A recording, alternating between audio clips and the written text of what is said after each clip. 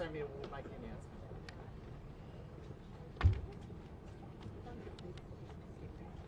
How are you all? Yes, I am. You're all good. Beautiful day. Okay, you guys right to go? Well, thanks very much for being here at short notice. 9 years ago, I visited Government House to be sworn in as the 48th Premier of Victoria. It has been the honour and privilege of my life. On 3 occasions, Victorians have endorsed me and my team in record terms. I'm very proud of that, and I'm very grateful for that. I'm also proud to think of all that we have achieved over these 9 years, in good times and bad, always working hard to do what's right, not simply what's popular. Every day has been about the only thing that really matters, getting things done. Today I will again visit Government House and resign as Premier and member for Mulgrave, effective 5 p.m. tomorrow. It's not an easy decision because as much as we've achieved together, there's so much more to do. But when it's time, it's time. Recently, in talking to my kids and Kath, thoughts of what life will be like after this job have started to creep in. And I've always known that the moment that happens, it's time to go and to give this privilege, this amazing responsibility to someone else. It's not an easy job being Premier of our state. That's not a complaint, that's just a fact. It requires 100% from you and your family. That, of course, is time limited, and now is the time to step away. The only way that I know how to do this job is to have it consume me, to have it define me. To a certain extent, every waking moment is about the work, and that takes a toll. To have been Premier for 9 years and the leader of my party for 13 years is a greater set of opportunities than I ever thought would be afforded to me, a kid from the country with only really an aspiration to do good, to work hard, to work with teams of people to perhaps make things better. Can I say to you that the moment you're not comfortable with that choice, doing this job as a defining feature, your entire life pretty much, the moment you're not comfortable with that decision for you and the people that you love, then you have to step away. Because you never want to get to a place where you resent this job, this amazing privilege and important opportunity. That would not be right, and I simply won't allow that to happen. As you well know, public life is about subjecting yourself to the judgment of others, and it will be for others to judge my time in Parliament and my years of leadership. However, I leave knowing that the housing statement, one of the most profound shake-ups in one of the most important policy areas, will guarantee that Victorians across the state have somewhere to call home. After all, what can be more important than that? I am now going to thank a number of people. Bear with me, it's a long list, and then I'll take a few of your questions. Firstly, can I thank my team? No leader, no Premier has had a better set of colleagues, people who live their values, people who work so hard for all Victorians. I'm deeply grateful to them. Can I especially thank my 2 Premiers, Steve Bracks and John Brumby, and of course the 3 deputies that have served with me, Rob Hulls, James Molino, and most recently Jacinta Allen.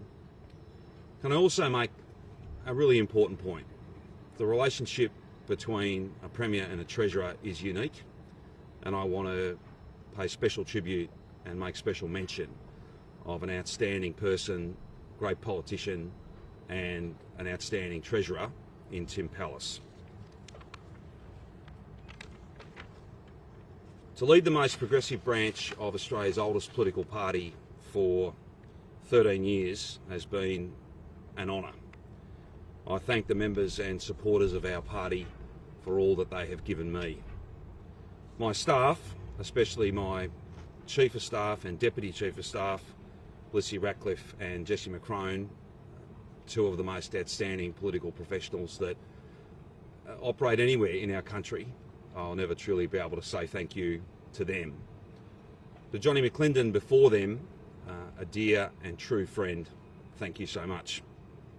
To each of the people who've worked for and with me, thank you for your passion, your commitment, your hard work, the fact that you are always there to do more and do better in the service of all Victorians. To Chris Eccles and Jeremy Moule and the many other public servants and officials that I've worked with over the years, your professionalism and dedication does you great credit. Thank you so much. To the men and women of the mighty trade union movement who work so hard every day fighting for the rights and the entitlements and the well-being of working people, it does you great credit, and I thank you so much for that. Your support has meant the world to me. Singling people out is dangerous, but I do want to single out one union leader. No member of the movement has had a greater influence on my work over 20 years than the ANMF's Lisa Fitzpatrick. Lisa, thank you for the faith and trust, for the belief and for the friendship. Speaking of nurses and midwives and others who work so hard to keep us safe, to the thousands of frontline workers that I have been privileged to meet and learn from, and that of course includes big build workers, your skill and commitment, your compassion, your hard work is quite amazing. Thank you so very much. To my Victoria Police Detail, some of the finest people that you will ever meet, I can't thank you enough. Fabian Alex has been my driver for 17 years, and that is a long haul by any stretch. Thank you so much, Fabian. Barb Cool has run my electorate office for about the same amount of time, and I thank you, Barb, for all that you have done. Olivia Harris has run my life for the last 10 years, an outstanding EA. Thank you so much, Olivia. To my family, to my mum and dad, to my sister, I couldn't ask for more. To Kath, she is my best friend, and none of this was remotely possible without her support, her guidance and her love. To Noah, Grace and Joseph, they know only politics. Dad has always done this. For all that has meant, thank you. You are everything to me. To the people of Mulgrave, you are my constituents and my neighbours.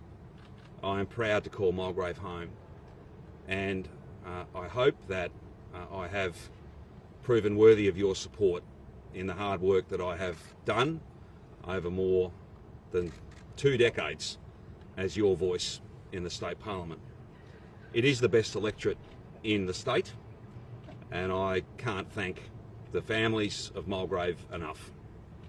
Finally, the very best part of this job is meeting and listening to thousands and thousands of people from every walk of life, from every part of our state, from every background, from every point of view.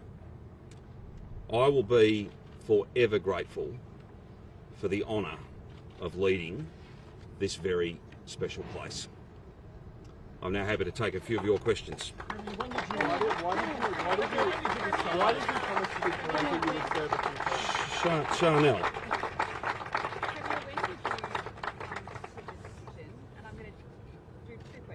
Sure. Well, I came to the decision fairly recently, and I was very keen to get the housing statement done, but I knew as we got to the final stages of that it would perhaps be the last big reform that I did. Ultimately, once those thoughts of what it'll be like after, what life will be like after this role start to creep in, you've got a really important choice to make. You either kind of push on and ultimately, I think, potentially resent the job, and you just never want to do that. This is such a great honour and privilege. It's such a profound thing. You never want to finish up in a situation where you aren't enjoying the work and where you are resentful of the fact that you're doing this and not doing something else. I'm not at that point, but I'm determined never to get to that point. And having made this decision today, not an easy decision, but a really important one, I won't get to that point. In terms of what I'm going to do next, I'm going to have a bit of time off. I'm going to spend some time with Kath and the kids. I'm going to play a bit of golf. I'm going to read literally the pile of books that are sitting in the corner that haven't been read.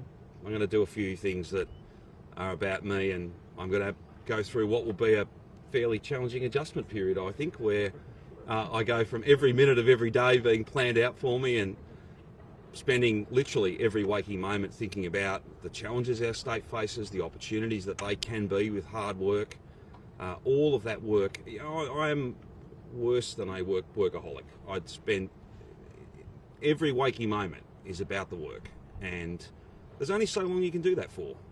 So I'm looking forward to a very different pace and doing different things. And part of this is I don't know what I'll finish up doing, but I think at least a good part of it will be about trying to support Victoria to be strong and to be leading our nation. That's when we are at our absolute best. Premier, during the election campaign, you were asked about whether you would serve the full term. Premier. So you've got the one about I said I'd stay and now I'm not. Yes, yeah, and it was true then, and I've changed my mind, Simon. And having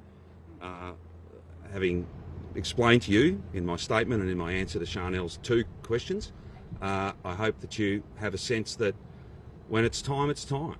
And I don't think look. I'll just put it this way, perhaps. Doing this job requires a lot of hard work. It's not a complaint. It's just the nature of it. If you're going to do it properly. If you're going to do it to the best of your ability. And it requires a lot, not just of the person whose name's on the door. It requires a lot of the people that you love. And the moment you are thinking about what you're going to do next, what life would be like if you were not in this role, you owe it to the people you love, you owe it to the people you serve, and frankly, you owe it to yourself to make the difficult but important decision to move on and give somebody else the amazing privilege to work hard every day for the people of this great state. That's why I've changed my mind, because it would be wrong to do anything different. Was it the family time that made you There were a number of change? premiers leave after the COVID years, and it was sort of, I guess, thought that the leadership during that time perhaps cut their career short. Do you think that played into any factor, and also your back injury? Did that sort of bring forward this decision? Or Look, this is my decision, but it's not about me. It's about making sure that we have someone new to work hard every single day to deal with the challenges that we face, to keep our state strong and to keep our state safe. I don't. Perhaps you've not ever really understood this about me. Like, I've never complained about the fact that we had to deal with fire and flood and a 1 in 100 year pandemic. That's the job. The job is dealing with all comers and all issues. And it's not an easy job. If it was easy, it would be nowhere near as important as it is. So I've never once complained about what we've had to deal with. That's just life. That's where we're at. But I only know one way to deliver against those challenges, and that's to do the right thing, not to try and be pandering, listening to the loudest voices, trying to be popular. You know, that's not worth much. It doesn't last, and it's not what's needed. So, no, those decisions have not, fast forwarded the timeline. I've done this for 9 years. That's a good long run, and I'm deeply grateful, and I will always be profoundly grateful for the support of the Victorian community, and for, in so many ways, the literally thousands of different discussions I've had with people where they do the talking and I do the listening, and you soak up their wisdom and you become a better politician and a better person because of the amazing work and the amazing stories that make up the story of our state. That's been a great gift, and I don't know how to say thank you adequately for that, but thank you. Agenda, but what are you most proud Legacy is for other people to determine. As I said, I could have stood up here and done a big long laundry list of things. That's for you guys to work out and for others to work out. I haven't done it for those. I'm not in this for those reasons. Others, and that's what leadership's about. Leadership is about subjecting yourself to the judgment, the almost continuous judgment of others, and you know that going in. That's what it's about, and it'll be for others to judge my time in the Parliament, my time as a local member of Parliament, and also my time in different leadership roles. I just say to you, I was 38 when I became the leader of our party. It looks a long time ago, and it seems even longer. 13 years, my colleagues have blessed me with support and loyalty and hard work, and the people of this state have blessed me with their support on 3 separate occasions where our seat tally went up. Not something that's ever happened before in our state. We have more members of Parliament today than we had when I became the leader, all these elections and all these years later. Well, what I'll say to you is this: if I think about it, and I did give some thought to this last night, you know, best and worst moments. It's National Police Remembrance Day on Friday, and among the very worst moments in this job was speaking to the families of the 4 officers who died. And from a best experiences, none of you were there. It happened Thursday afternoon when I got on the test train at Metro Tunnel with no media, and I went from Arden and I travelled underneath the city at 80 kilometres an hour on a train that was made right here in Victoria, through a tunnel that's getting very close to being finished, all because of the good work of Victorians. And I stopped at each station and I got off and I thanked all the workers, and they talked to me, and the sense of pride in what they'd built. That's right up there with the very best of moments, because it's going to change our city. And it's not readily apparent, because it's not like a building that springs up out of the ground. It's literally underground. And when the Victorians get to see what I saw on Thursday, I think they'll be very, very impressed. Who will be the next Premier? You knew in that moment that was... Oh, I think it was... I've made my mind up in the last few days. And, well, 1 or 2. But there's an old saying in politics: go when they're asking you to stay. It's really important. It's really important. Who would you like to see? In terms of who will be the next Premier, well, the next Premier will be determined by the caucus and all the membership of our party. And from 5 o'clock tomorrow night, I won't have a vote, other than as a local member, branch member. Between now and then, I've just got the 1 vote. Let's wait and see. There's a caucus. There'll be a caucus meeting. There will be a caucus meeting at 12 o'clock tomorrow, and I'm not, frankly, here to speculate on who that might be and to give you my form guide or any of that. That'll be determined by the colleagues. That'll be determined by the colleagues. No, it's a matter for the colleagues, and I am deeply respectful of that process. Will you vote for that polarising? You are quite a polarising figure. You're quite a recognisable figure. I have seen that recently. Yes. Yes, that's true about you. So, will you continue your life here in Victoria, or do you? Yeah, absolutely. Need to move away? No. This is my home, and the thing about it is this: for all the kind of negative stuff that you get from time to time, and it's not the best feature of modern politics, some of the stuff that's said and written, but it's there and it doesn't bother me. It's never ever fazed me. I have a very, very thick skin, and you need that to do this job. But again, that's the thing, it's not about me. The role is too important for that. The work is too important for that. People can say whatever they want about me, good and bad.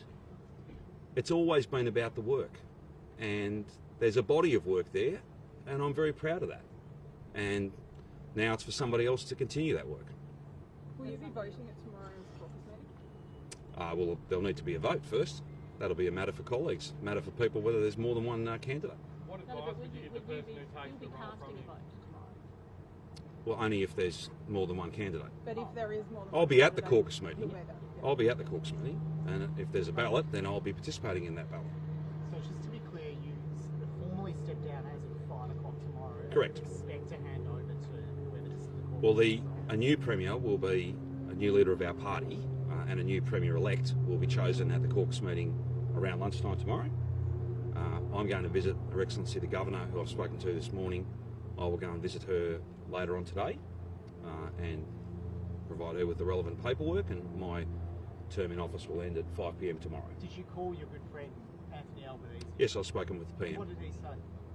Oh, he was a bit shocked, I think, but he wished me well, and I made a really important point. I think I thanked him for the fact that finally, at last, we have a Prime Minister who might be from Sydney, but he's not just for Sydney. He knows where Victoria is, he knows how to build things, he knows how to get things done. He's been a dear friend of mine for nearly 3 decades, and I said to him, you know, thank you for the partnership to this point, one that will only grow and become stronger and more meaningful for Victorian workers, Victorian patients, Victorian students, for everybody. Are you confident that your successor will continue to build on your legacy and be able to maintain the support of the Victorian people at the next state election? Well, that'll be a matter for them. They'll need to work hard, and they'll be, to the extent that legacy's an issue for them, because it's not really one for me, because I've worked this out a long time ago, and you might have a different view, you guys, but there's 2 types of people. There's people who fixate on these things, and they don't tend to build a legacy. They're all about themselves. I've always been about the work. Work hard and then work harder again. And the results will speak for themselves, and people will form their own views. And I'm not giving you a big long list, because quite frankly, self-praise isn't worth much. It isn't worth much at all. If you had one thing you could do again, differently, what would it be? Well, the thing is, James, you don't. I'm not a regretful person. I don't look back. I've always been, I'd like to think, I've always been focused on the future. I'm sure many people would have answers to that question, and they might run to more than one thing. But that's a matter for them. This is a democracy. I've never been about being 100% popular, because if you try and chase that, like I replaced that. We defeated that, right? If you try and be 100% popular, and you are essentially scared of doing anything that might upset anybody, you get precisely nothing done, and then you finish up deeply unpopular. I worked that one out a while ago too. It's for others to judge what I've done and not done, and you don't get a do-over, sadly. You've mentioned not wanting to become resentful in your role. Had that feeling started to creep in? No, not at all. But the kind of precondition for that, which is spending a bit of time, not a lot of time, because I don't have a lot of time, like you're pretty busy, but when you start thinking about, when thoughts of what's next and what if I wasn't, when they start to creep in, as I said, you owe it to the people that you love, who give a lot, and you most certainly owe it to the people you serve, to say it's time, and you move on, and to make such an announcement and have absolutely all of you quite surprised by it. What was your family's reaction? They're very pleased, but at the same time, they have always been 100% supportive, and that's meant a lot of good times and some challenging times as well. For all that me doing this job has meant to them, I am deeply grateful. When you depart the Premiership, as you will you continue to cooperate with, say, the COVID inquiry that has been called by the federal government? I'm a very cooperative sort of person, Simon. And or any other inquiries that I'm a very cooperative sort of person, and frankly, on some of these matters, you don't get to choose. Like you were, and you always were. So you don't get to pick and choose. To the extent that I can be helpful on any of those matters, then of course, just like anyone else, I'll be a private citizen. Do you feel any sense of regret that the Commonwealth Games couldn't proceed through to what was initially envisaged? Well, as I said at the time, you know, we'd all prefer to have a Games being held. Certainly Commonwealth Games authorities would, but at the end of the day, I'm not going to take billions of dollars out of hospitals and schools to pay for it. I just don't think that's right. And not everyone will agree with that, but I just don't think that's right. I'll take one or two more. Victoria was obviously very progressive in terms of appointing one of the first female premiers in history. Is that something that you would like to see happen when your successor is elected? Well, as I said, that's a matter for the caucus, but I will just say I informed the Cabinet at our meeting at 12 o'clock of the decision, and many of them are here. And it was with some considerable pride that I looked across that beautiful round table and saw that 2/3 of the members of that room are women. That's not always been the case, but it means we're a better government. It also means we have much better policy. Much better policy. I only wish that it perhaps got some better coverage in recent times. We have the most progressive and I think the most important women's health agenda in our country and arguably in the world. And I'd like to think that over time maybe more and more women will become aware of that. You would like a woman to replace you. No, I'd like to be respectful of the caucus process. Will you be lobbying on behalf of anybody? That would not be respectful of the caucus process. We've made many decisions over the journey, and this one will be no different. So no phone calls, no messages? I'll be making lots of phone calls, but they won't be about that. They'll be thanking many, many people for their support, for their faith and their trust, and it'll be for colleagues to make that choice. What is your final message to Victorians? Thank you. Thank you so much.